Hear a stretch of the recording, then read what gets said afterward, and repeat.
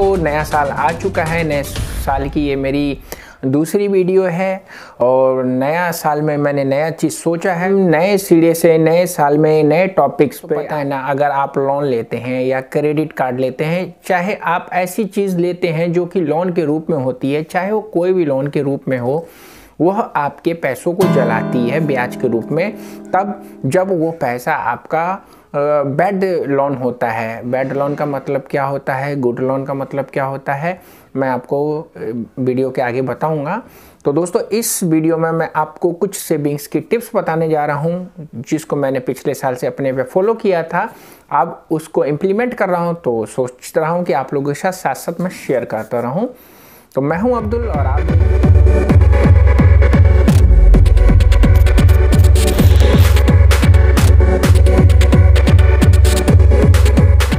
कैसे हैं आप दोस्तों। मैंने लास्ट ईयर 1 जनवरी को एक बुक पढ़ी थी जिसका नाम था बेबीलोन का सबसे अमीर आदमी। अगर आप लोग इन्वेस्टमेंट करने का प्लान बना रहे हैं, बूंद बूंद से घड़ा कैसे भरा जाता है, तो आप इस किताब को जरूर पढ़िएगा। बेबीलोन का सबसे अमीर आदमी, अमेज़न लिंक है, आप उस किताब को पढ़ सकते हैं। बेबीलोन का सबसे अमीर आदमी, उस किताब में आपको इन्वेस्टमेंट के तरीके बताए गए हैं, अलग अलग तरीके हैं, और मैंने उनमें से कुछ अपने ऊपर इम्प्लीमेंट किया कि इन्वेस्टमेंट कहाँ से किया जाता है। तो दोस्तों, इन्वेस्टमेंट आपकी सैलरी से ही होती है, आपकी इनकम से ही होती है, आप जो कमाते हैं उनसे ही होती है। और उसमें कुछ तरीका बताया गया है कि अगर आप लोग इन्वेस्टमेंट करना है, 100 रुपये कमाते हो तो 20 रुपये इन्वेस्टमेंट करना है। लेकिन यार, करता कौन है?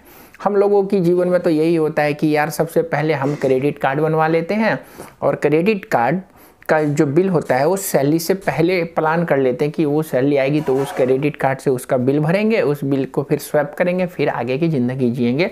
हमेशा हम है ना, भारत सरकार वाला बजट बना के चलते हैं कि घाटे वाला बजट, राजकोषीय घाटा जिसको बोला जाता है, वो घाटे वाला बजट हम लोग बना के हमेशा चलते हैं, और हमेशा क्रेडिट कार्ड के ऋणों के पीछे पीछे अपनी ज़िंदगी को दोहराते रहते हैं। कभी क्रेडिट कार्ड से आगे जाने की हम लोग सोचते नहीं, लोन से ज़्यादा आगे जाने की सोचते नहीं है।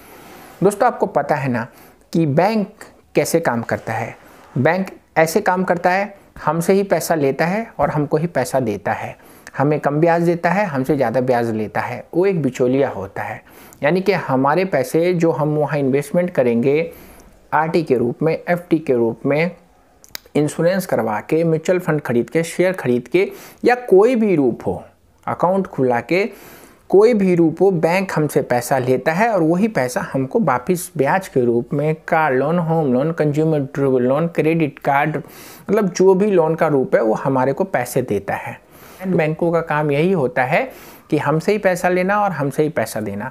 तो दोस्तों, क्रेडिट कार्ड का काम जो होता है, लोन का काम जो होता है, वो हमारे को पैसा लेना बैंक से है और ब्याज के रूप में देना होता है। लेकिन हमने कभी सोचा है कि हमारी जो यूनिटी है, जो क्रेडिट कार्ड से रिलेटिव अपनी प्रॉब्लम को देखती है, उसने कभी इससे ज़्यादा कभी सोचा नहीं कि अपना ब्याज के रूप में आप जो ब्याज कमा सकते थे वो ब्याज देके अपने पैसों को जला रहे हैं। तो दोस्तों, मैंने क्या किया, मैंने अपने खर्चों पे कंट्रोल करना चालू किया।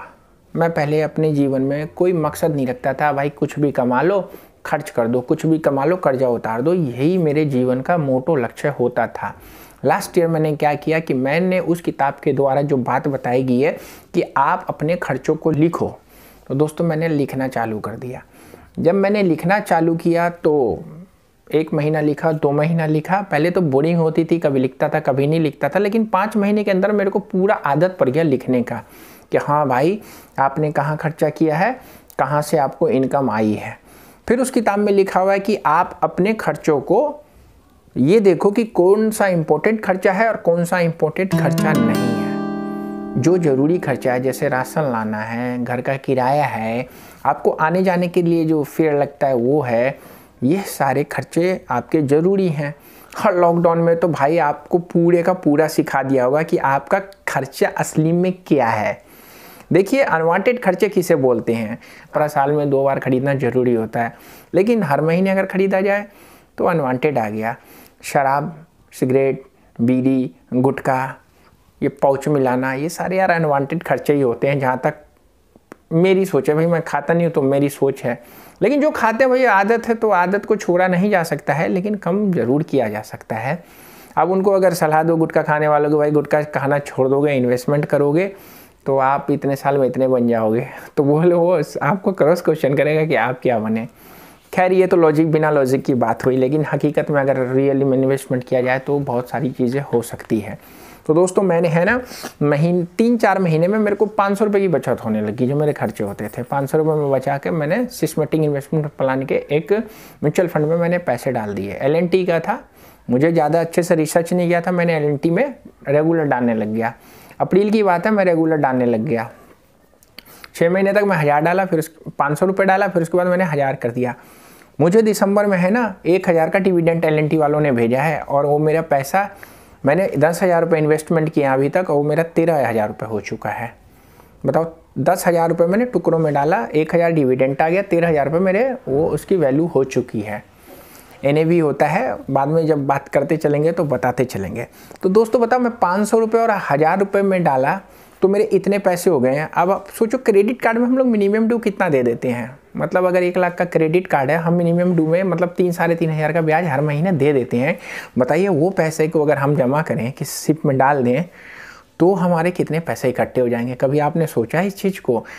कभी सोचा है कि अगर अचानक आपको कुछ हो जाए तो आपका परिवार, जो ज़िंदगी उनको क्रेडिट कार्ड पे जिलाना आप सिखा रहे हो, दिखा रहे हो, आप उनको पिज़्ज़ा बर्गर क्रेडिट कार्ड के दम पे खिला रहे हो, क्या हमारे आपके जाने के बाद उनकी ज़िंदगी वो वाली मेंटेन कर पाएंगे?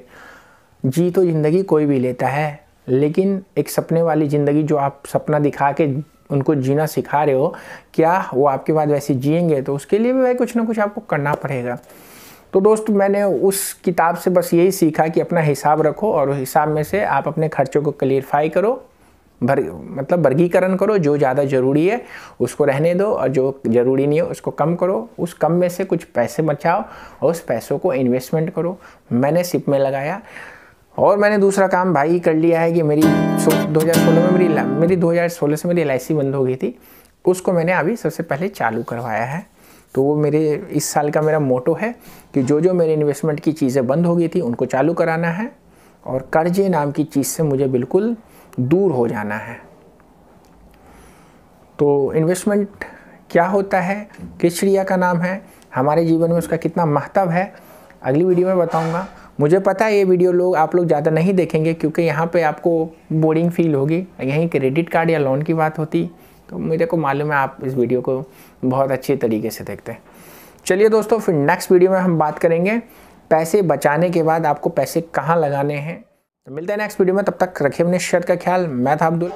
शारीरिक रूप से कितने भी सक्षम हो जाए, अगर आप फाइनेंशियल रूप से असक्षम हैं तो आपकी कोई इज्जत नहीं करेगा। इस बात को आप गांठ बांध लीजिए। Bye bye, see you.